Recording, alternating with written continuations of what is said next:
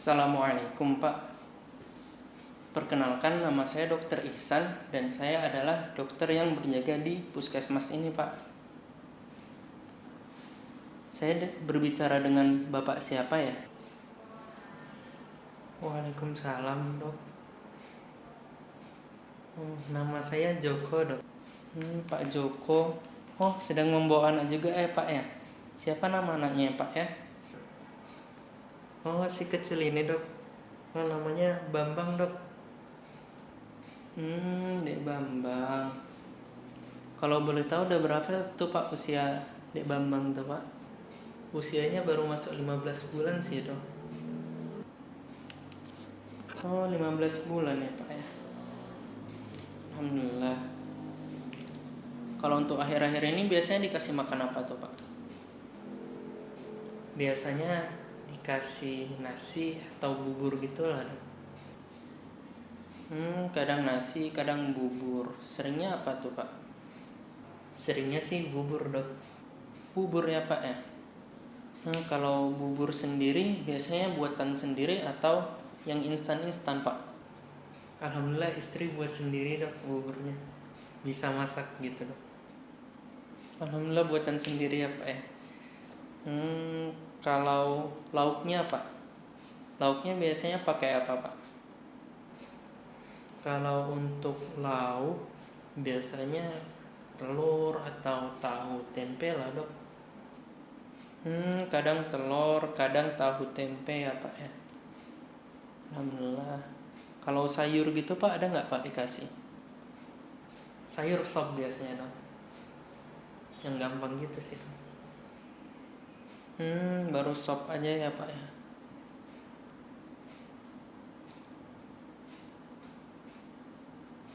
Pernah nggak Pak dikasih makanan-makanan lain gitu? Mungkin dicobain sayur lain atau lauk lain gitu. Kadang iya sih dok, dikasih variasi juga biar bayinya nggak bosan dan istri saya juga nggak bosan masaknya dok. Kadang-kadang iya ya Pak ya.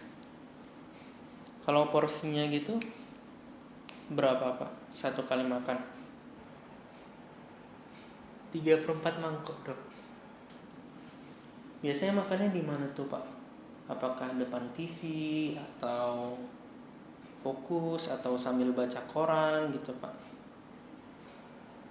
Kalau istri sih biasanya fokus ya, sambil bicara gitu sama bayinya kayak ningnung gitu-gitu sih dok.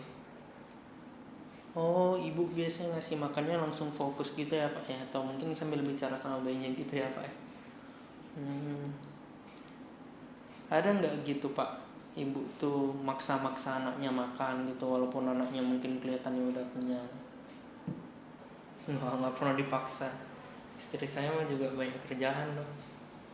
Gak bakal maksa-maksa juga. Kalau bayinya udah kenyang ya udah stop aja. Nggak ada ya Pak ya? Alhamdulillah. Jadi ibunya udah tahu gitu kan Pak, ini gimana kok anak bayinya ini udah kenyang atau belum gitu, udah tahu artinya Pak ya. Nah Pak, sekarang di puskesmas ini kami akan melakukan berbagai pemeriksaan untuk anak Bapak.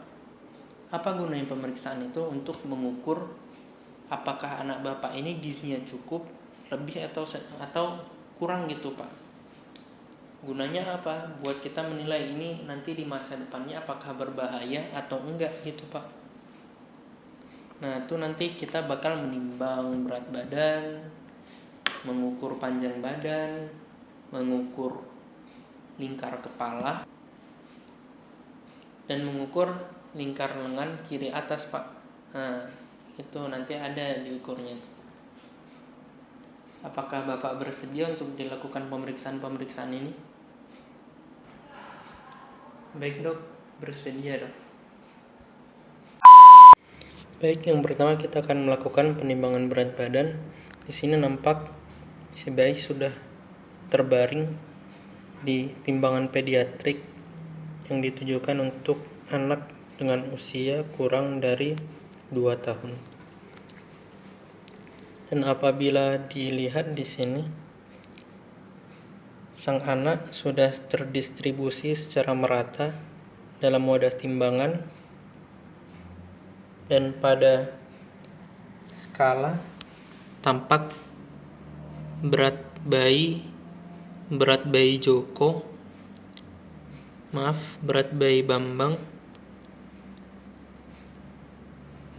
Bambang adalah 3 kg. Namun karena pada kasus usianya 1 tahun 3 bulan, maka kita anggap berat badannya adalah 11 kg. Bukan pemeriksaan berat badan, hal yang penting untuk dilakukan adalah melihat skalanya. Nampak skala tepat pada 0, yang berarti tidak ada error pada skalanya.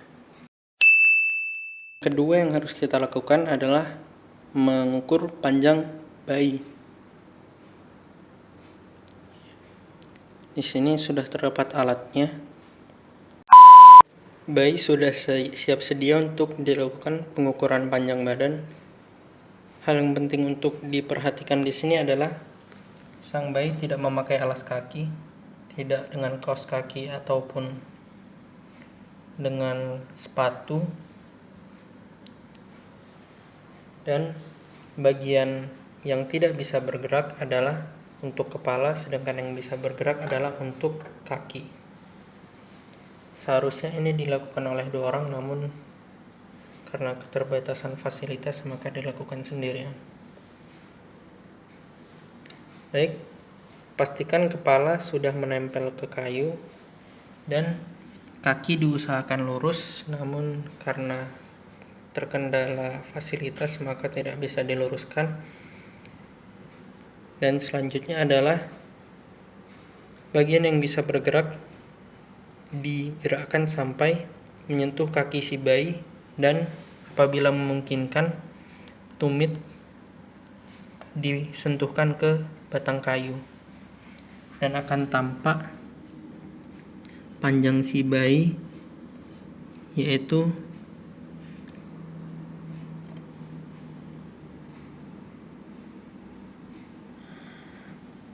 50,5 cm. Namun, dikarenakan pada kasus kita menggunakan bayi dengan usia 1 tahun 3 bulan, maka panjang badan dianggap 80 cm. Baik, untuk selanjutnya adalah pengukuran lingkar kepala yang dilakukan dengan mengukur lingkar yang terbentuk antara glabella dengan protuberansia occipitalis. Baik.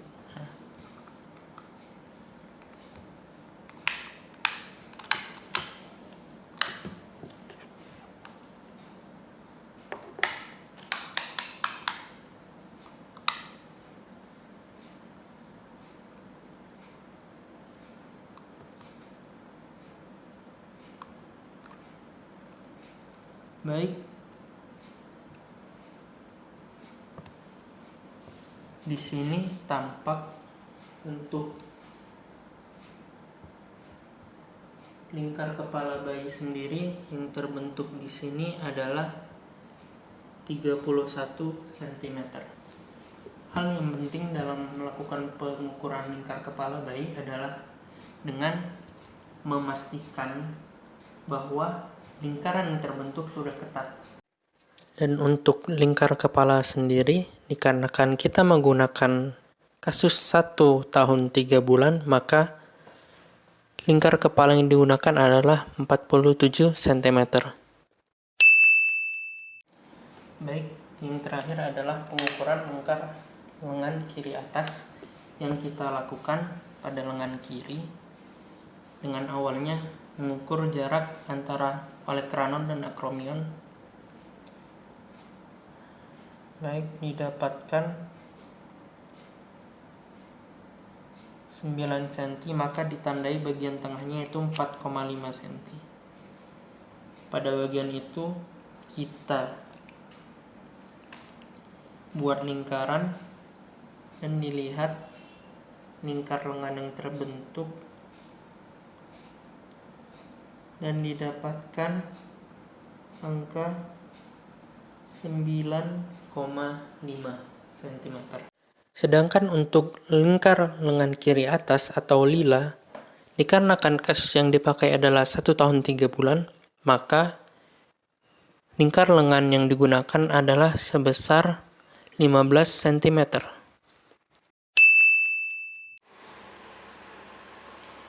Baik, yang pertama kali kita harus lakukan adalah mencocokkan terlebih dahulu data yang kita terima dengan kurva WHO. Apakah ini normal ataukah tidak? Pertama kita lihat terlebih dahulu untuk berat badan. Tadi kita mendapatkan berat badan 11 kg. Dengan usia 1 tahun 3 bulan, kita melihat ke atas dan kita luruskan dengan 11 kg. Itu di sini. Maka kita dapatkan masih dalam rentang normal. Baik, selanjutnya kita akan membandingkan panjang badan yang kita terima dengan usia sang anak. Kita menerima data bahwa sang anak memiliki panjang badan 80 cm di usianya yang 1 tahun 3 bulan atau 15 bulan. Maka kita tarik garis antara 80 cm dengan 1 tahun 3 bulan. Maka didapatkan bahwa sang anak masih dalam rentang normal.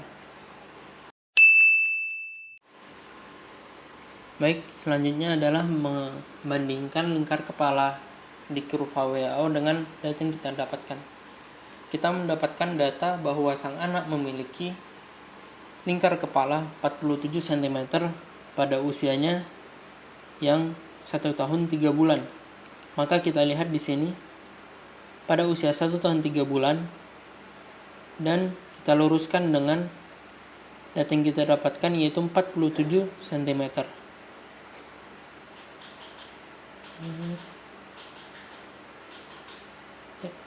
Dan kita dapatkan bahwa sang anak masih dalam rentang normal. Baik, selanjutnya yang perlu kita bandingkan adalah lingkar lengan kiri atas dengan usianya yang 1 tahun 3 bulan. Dari data kita menerima data bahwa sang anak memiliki lingkar lengan kiri atas 15 cm. Maka kita bandingkan dengan umurnya yang 1 tahun 3 bulan. Kita tarik garis antara 1 tahun 3 bulan dengan 15 cm. Kita mendapatkan bahwa sang anak masih dalam rentang normal. Baik, yang terakhir akan kita lakukan adalah mengukur apakah badan anak ini atau body mass index-nya sesuai untuk umurnya atau tidak. Untuk body mass index sendiri atau IMT itu bisa dihitung dengan menggunakan rumus berat badan dibagi tinggi badan atau panjang badan yang dikuadratkan. Baik, data yang kita terima tadi yaitu sang anak memiliki berat badan 11 kg yang kemudian dibagi dengan panjang badan dalam meter. Catatan di sini adalah menggunakan meter. Tadi kita mendapatkan data 80 cm, maka kita ubah ke dalam meter yaitu 0,8 meter. Kemudian kita kuadratkan. Maka didapatkan hasil 17,1875 kg per meter kuadrat.